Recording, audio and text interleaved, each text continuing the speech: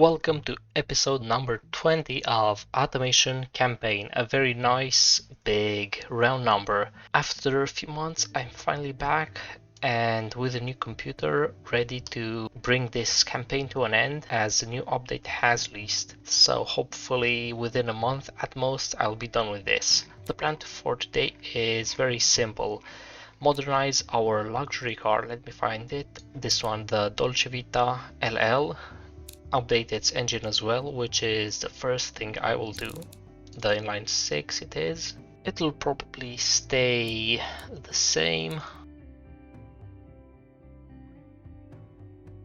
I haven't done a lot of work to the 3-liter version, but I will be making a turbo variant which will replace the base naturally aspirated one in the base model of the Dolce Vita LL. Of course, I'll still keep the non-turbo version for the U200 pickup. Now this turbo won't be for performance, so I'll use boost control, but keep twin scroll because it gives you a lot of efficiency. Now all the standard turbo stuff, open up the exhaust, and now I'll have to down tune it because it's not that easy to drive with massive lag.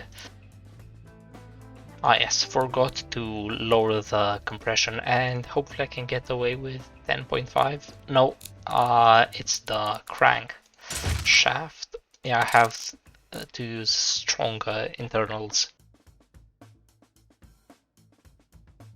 I'm aiming for just a bit under 100 horsepower per liter.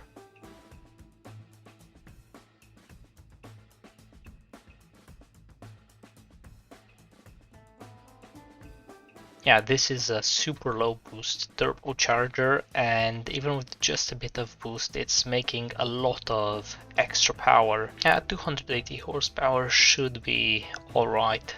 And because of emissions, I will also have to make the 3.6 liter engine turbocharged. I'm aiming for at least 350 horsepower with this one.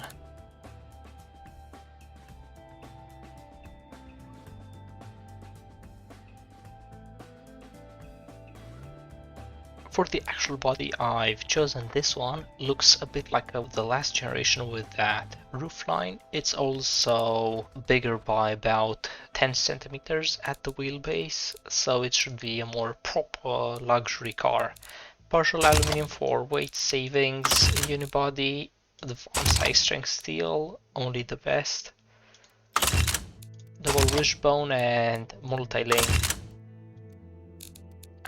This model will get our 3-liter turbo, some comfortable tires,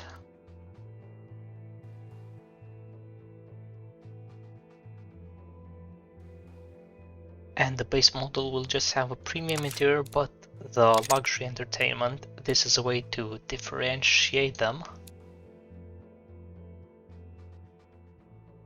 With the mechanical part of the car done, let's take a look at the design. It borrows a bit from the old generation Dolce Vita LL, but the front is pretty much all new. The rear takes some more inspiration, but overall a very fresh design, ready for the new millennium. I've also got this 3.6 liter sporty version of the base model. It's got some nice things like a rear spoiler, a bumper, and a front lip. Of course, other sporty stuff like suspension and brakes.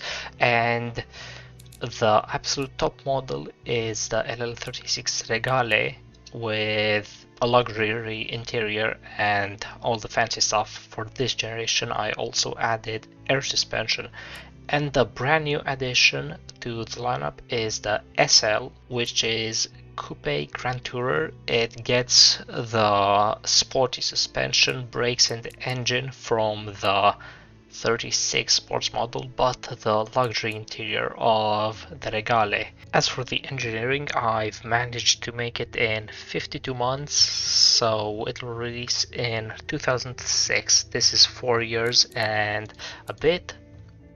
Here are the prices. Definitely an upcharge from last generation because I've gained some market awareness. This whole thing would cost 610 million, but I still have the pickup truck to facelift, the U200, because it also uses this inline 6 engine. The facelift was a pretty simple one. I just swapped in the new engine and slightly changed the front end because the old one looked kinda bad. It was average in 97 when I designed it, and now it's really starting to look bad. So a facelift is really needed. I think I also added CD in the base model and traction control for the top model, but nothing else really. For the factory I went up to a medium 2 because I feel like there will be more demand, even if my chart here says I could have been fine with a medium 1. Prices stay the same.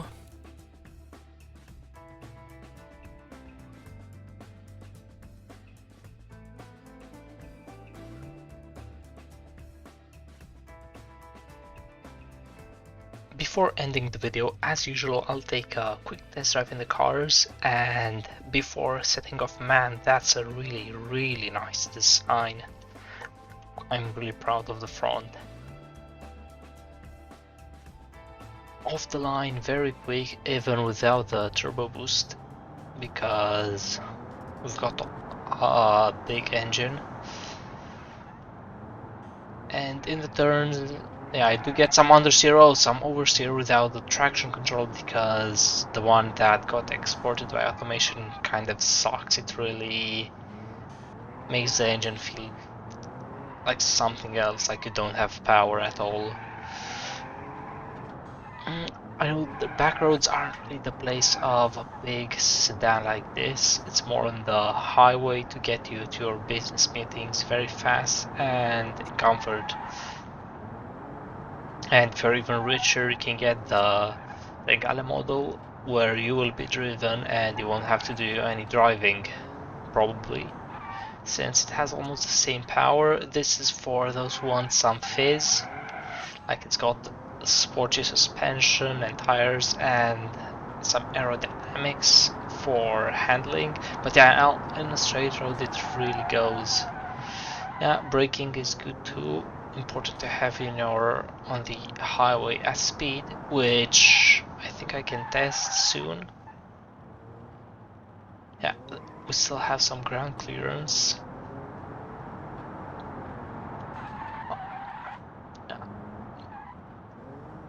Oh, 380 horsepower may not actually seem that much nowadays for a performance car, but you know, this is still pretty proper. Like, you can press on it and be speeding.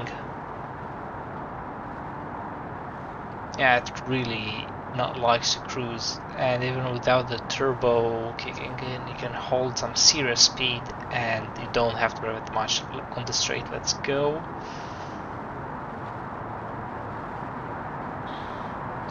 Yup, I can really pick up some speed, and those aerodynamics are keeping me very stable. Like, this is some good handling at speed for a boat like this.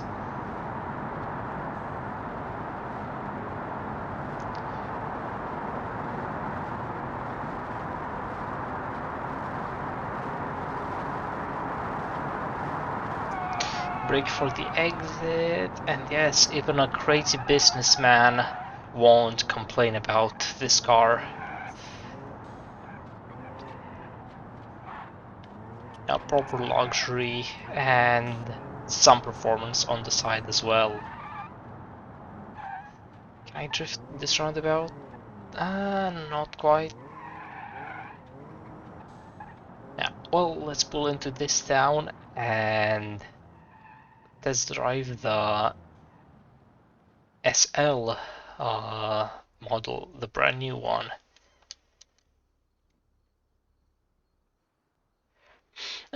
In terms of looks, it's kind of the same. I did a few minor modifications, but like Mercedes has the S-Class Coupe, it has a few distinct features, but you can still identify it as the base model. I went with the same vibe here, but here I made it sportier. And because this has some better handling, we'll take it on the back roads. And immediately, whoa, that rear it really likes to come alive. Ooh, obviously you're still getting the same comfort, if not even more, because this has luxury interior. The other one just has premium. Of course, it's a really good premium interior because you get the latest navigation and stuff. But yeah, you can really show off with the rear end in this one. It's easier to get it sliding, which is what you'd want. Oh, we've got here tunnel time for the sound test. Actually doesn't have as much fizz, but it's a bit more civilized than a sports car. That's what it's supposed to be. And beautiful scenery here along the coast as we go in this new tunnel that got added in the map update. And well, I really thought I was gonna crash. That arrow is doing its work on the rear. It's just a bit crazy to make you scared, but not crazy enough to get you in trouble or hurt you. Yeah, let's take this tiny road here and enjoy the seaside.